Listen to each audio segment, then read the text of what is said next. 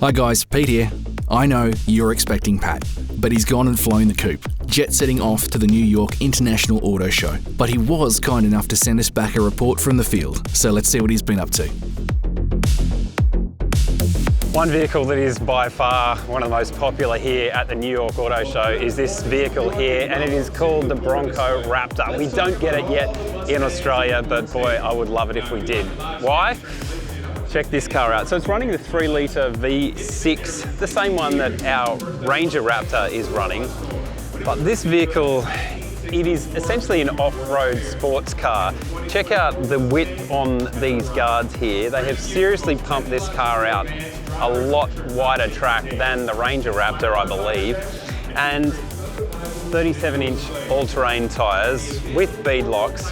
Come around here actually, and we'll show you the rear suspension of this vehicle. It's running the Fox suspension with the external reservoirs, and this really does give you some idea as to why an Everest Raptor is a difficult thing to engineer. There is not a lot of room under there, yet they have somehow managed to cram that suspension under there. It's running different rear suspension to the Ranger Raptor. This one runs a panhard rod instead of a Watts link suspension, so they've gone for a little bit of a different option there, but no doubt incredibly capable off-road.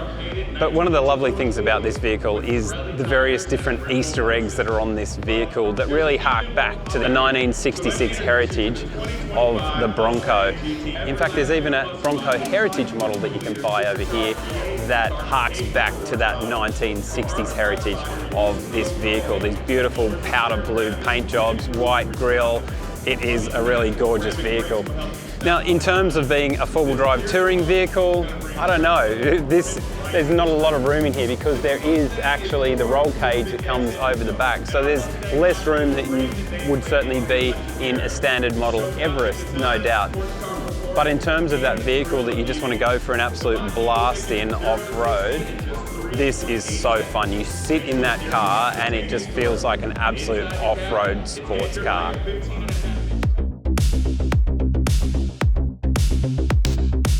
And check this out. When you thought that snorkel design couldn't get any different, this is a factory snorkel for the Ford Bronco. Absolute snazziness right there.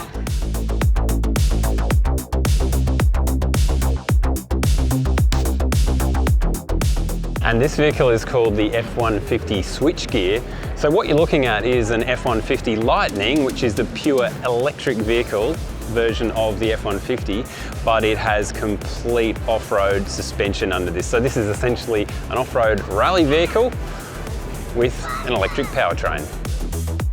Okay, this is a really interesting vehicle here. It sort of reminds me of the Porsche Dakar models on their 911s. This is the MacE Rally, which is essentially your regular MacE EV, but with a little bit of suspension work, with some tyre work, and also come up the back and check this out.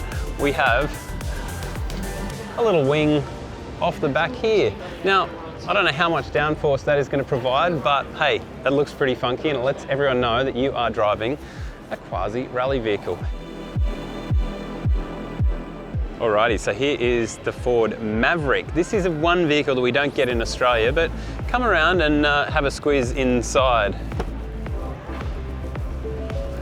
So, this is essentially the baby Ranger.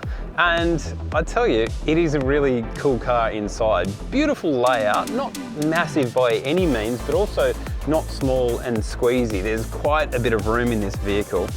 And I can just imagine what this vehicle would look like with a set of, say, 32-inch tyres, maybe even 33s at a stretch. It would look really, really cool. And they do come in various different packages as well. You've got your Tremor off-road package. You can get your off-road suspension under these as well. They've got an FX4 package. So it really is just an interesting vehicle that I think would fill a really nice little void in the market, and particularly price-wise, because this vehicle starts around about the $23,000 American. So if you could get into the market, into a Ford with the sort of technology that this vehicle carries, because it carries very similar tech to the Ranger, this would be a pretty cool car. Also comes in a hybrid model as well. Now you look at a vehicle like the Ford Maverick and you think this has got to be successful on the Aussie market. I mean, it's a cost-effective vehicle. It starts around about the $23,000 mark, that's American dollars. It's got a great little engine in it that is getting around about 35 miles to the gallon. What a fantastic car for an apprentice or just a couple to get out there and go four-wheel driving in. But the reason why we don't get it in Australia is because that steering wheel is on the left-hand side. And to remanufacture this vehicle as a right-hand drive vehicle, or to open up an entirely new plant to build it as a right-hand drive vehicle, we're talking into the hundreds of millions of dollars. So it could still happen in future if they decided to get a plant in South America or something like that and switch the steering wheel over to the other side. But for the moment, if we were to bring this car into the Aussie market, it's just not going to be cost effective anymore. And of course we have the F-150 Lightning. Interesting thing about this, obviously no engine under the front, and we've got our frunk here which has a truckload of room. So we've got our room under here, but we've also got these giant gas struts here because we're not just holding up a bonnet, we're holding up a grille as well. So no radiator or anything here. And the interior of this vehicle is actually very, very similar to the Aussie spec F-150. It's just got a slightly bigger screen in the center, so very similar.